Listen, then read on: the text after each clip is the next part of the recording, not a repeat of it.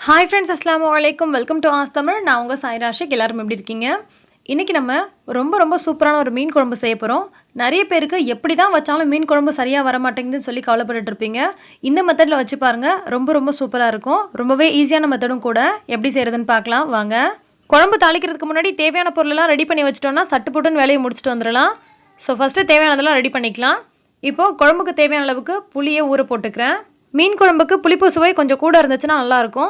So தேவையான அளவுக்கு புளியை லைட்டாக ஊற வச்சு இந்த மாதிரி நம்ம கைகளால் கரைச்சி இதோட சக்கையெல்லாம் எடுத்துடலாம். இது கூடவே 3 தக்காளி பொடியாக கட் பண்ணி வச்சுருக்கேன். அதை நம்ம கைகளால் லைட்டாக நசுக்கி விட்டுட்டு அதுக்கப்புறமா சேர்த்துக்கலாம். பொடியாக கட் பண்ணி வச்சுருக்கனால இந்த மாதிரி நம்ம லைட்டாக பிசைஞ்சு விட்டாலே போதும், நல்ல ஒரு மாதிரி கசங்கி வந்துடும். ஸோ இந்த மாதிரி கைகளாலே லைட்டாக மசிச்சு விட்டு நம்ம கரைச்சி வச்சிருக்க புளி தண்ணி கூடயே சேர்த்துடலாம். மீன் குழம்பு பல விதமான மெத்தடில் செய்யலாம். அதில் இது ஒரு மெத்தடுங்க. ரொம்ப சூப்பராக இருக்கும். அதே நேரத்தில் ரொம்ப ஈஸியான ஒரு மெத்தடு. ஸோ உங்களுக்கு டைம் இல்லாதப்ப இந்த மாதிரி செய்யுங்க, ரொம்பவே சூப்பராக இருக்கும். கண்டிப்பாக நீங்கள் செஞ்சு பார்த்துட்டு மறக்காமல் உங்கள் கமெண்ட்டுகளையும் பகிர்ந்துக்கோங்க. இப்போ ஒரு மிக்சர் ஜாரில் பொடியாக கட் பண்ணி வச்சுருக்க தேங்காய் சேர்த்துக்கிறேன். ஒரு 1/4 மூடி அளவுக்கு தேங்காய் இருந்துச்சுனாலே போதும். அதுக்கப்புறமா 2 பெரிய வெங்காயம் கட் பண்ணி வச்சுருக்கேன், அதை இது கூட சேர்த்துடலாம். கூடவே ஒரு 10-15 பல்லு போல் பூண்டு சேர்த்துக்கலாம். கூடவே தேவையான அளவுக்கு மிளகாய்த்தூள் சேர்த்துக்கலாம். 1 டேபிள் ஸ்பூன் போல் மிளகாய்த்தூள் சேர்த்துருக்கேன். காஷ்மீரி சில்லி இருந்துச்சுன்னா அதை சேர்த்துக்கோங்க, கலர் ரொம்ப சூப்பராக இருக்கும். அதுக்கப்புறமா 1/2 டீஸ்பூன் அளவுக்கு மஞ்சள் தூள் சேர்த்துருக்கேன். கூடவே 2 டேபிள் ஸ்பூன் அளவுக்கு குழம்பு மிளகாய் பொடி சேர்த்துக்கலாம். நீங்கள் பர்ஃபெக்டாக குழம்பு மிளகாய் பொடி அரைக்கிறீங்க அப்படின்னு சொன்னால் உங்களுடைய எல்லா குழம்புமே ரொம்ப டேஸ்ட்டாக இருக்கும்.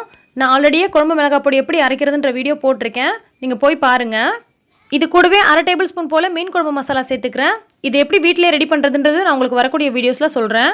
இது எல்லாத்தையும் சேர்த்துட்டு மிக்சியில் நைஸாக பேஸ்ட் மாதிரி அரைச்சி விட்டு எடுத்துகிட்டு வந்துடலாம். பாருங்கள் இந்த மாதிரி. இப்போது நம்ம கரைச்சி வச்சுருக்க அந்த புளிக்கரைசல் இருக்கு இல்லையா, தக்காளியும் புளிக்கரைசலும் இருக்கு இல்லையா, அதில் நம்ம அரைச்சி வச்சுருக்க இந்த மசாலாவை சேர்த்துட்டு நல்லா மிக்ஸ் பண்ணி விட்டுக்கலாம். இது நம்ம அரைச்சி செய்கிற மெத்தட் தாங்க, வதக்கிற வேலையெல்லாம் கிடையாது. அதனால் வேலை ரொம்ப ஈஸியாக முடிஞ்சிடும். ஆனால் ரொம்ப ருசியாக இருக்கும். இப்போ நம்ம அரைச்ச ஜார் கூடவே கொஞ்சமாக தண்ணி சேர்த்து அதை நல்லா கலந்து விட்டு இது கூடவே ஊற்றிடலாம். இது எல்லாம் நல்லா கலந்து வர்றது மாதிரி ஒரு முறை நல்லா மிக்ஸ் பண்ணி விட்டுக்கோங்க. இதை நம்ம ரெடி பண்ணி வச்சுட்டோன்னா உடனே குழம்பு தாளிக்க ஆரம்பிச்சிடலாம். இப்போ நான் மண் சட்டியில் தாளிக்க போகிறேன். ஸோ மண் சட்டி வச்சுட்டு சட்டி நல்லா சூடானதுக்கப்புறமா தேவையான அளவுக்கு எண்ணெய் சேர்த்துக்கிறேன்.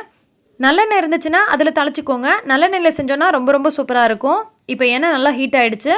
இப்போ இதில் கடுகு, சீரகம், வெந்தயம் இது 3ம் சேர்த்து கலந்து வச்சுருக்கேன். எப்போதுமே மீன் குழம்பு தாளிக்கும் போது இதில் தான் நான் தாளிப்பேன். அதிலிருந்து கொஞ்சமாக சேர்த்துக்கிறேன். இப்போ இது நல்லா பொரிஞ்சு வரட்டும். இந்த மாதிரி நல்லா கலந்து விட்டுக்கோங்க. இப்போ இது கூடவே ஒரு கையளவுக்கு கருவேப்பிலை சேர்த்துக்கலாம். கருவேப்பிலையை இந்த மாதிரி தாளிப்பிலே சேர்த்தோன்னா வாசனை ரொம்ப சூப்பராக இருக்கும்.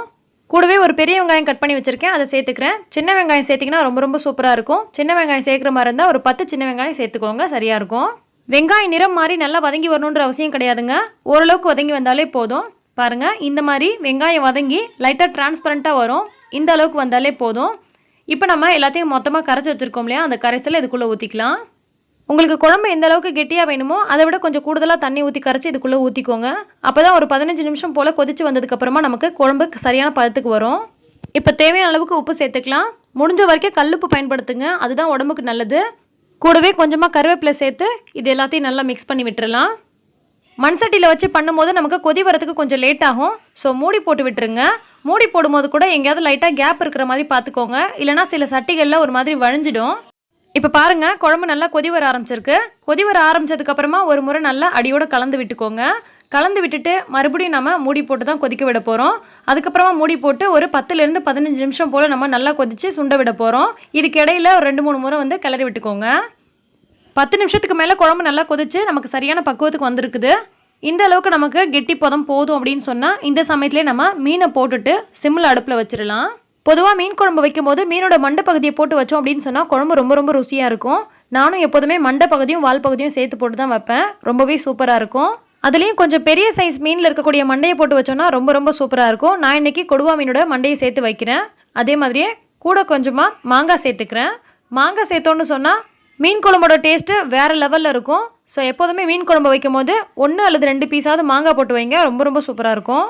குழம்புக்குள்ளே மீனை சேர்த்ததுமே அடுப்பை நல்லா சிம்மில் வச்சுக்கோங்க. சிம்மில் வச்சுட்டு மூடி போட்டு ஒரு 5 நிமிஷம் போல் சிம்மிலே இருக்கட்டும். அதுக்கப்புறமா இப்போ அடுப்பு ஆஃப் பண்ணியாச்சு. மண் சட்டியில் குழம்பு வைக்கும் போது நம்ம அடுப்பு ஆஃப் பண்ணதுக்கப்புறமே பார்த்தீங்கன்னா இந்த மாதிரி கொஞ்சம் நேரத்துக்கு கொதிச்சுட்டு தான் இருக்கும். வாசனையே நல்லா கமகமன்னு இருக்குது. ரொம்ப சூப்பராக இருக்குது. கண்டிப்பாக நீங்களும் இதே மாதிரி செய்யுங்க. மீன் துண்டுகள் நல்லா வெந்து வந்திருக்கு. வதக்கி வைக்கிற மீன் குழம்பு ஒரு விதமான டேஸ்ட்டில் இருக்கும், இந்த மாதிரி வைக்கிற மீன் குழம்பு ஒரு விதமான டேஸ்ட்டில் இருக்கும். ஆனால் ரொம்பவே ருசியாக இருக்கும். கண்டிப்பாக நீங்களும் இந்த மாதிரி செஞ்சீங்கன்னா எப்படி வந்துச்சுன்னு கமெண்ட் பண்ணுங்கள். இந்த ரெசிபி உங்களுக்கு பிடிச்சிருந்தால் லைக் பண்ணி மற்றவங்களுக்கும் ஷேர் பண்ணுங்கள். எல்லா புகழும் இறைவனுக்கே. நன்றி.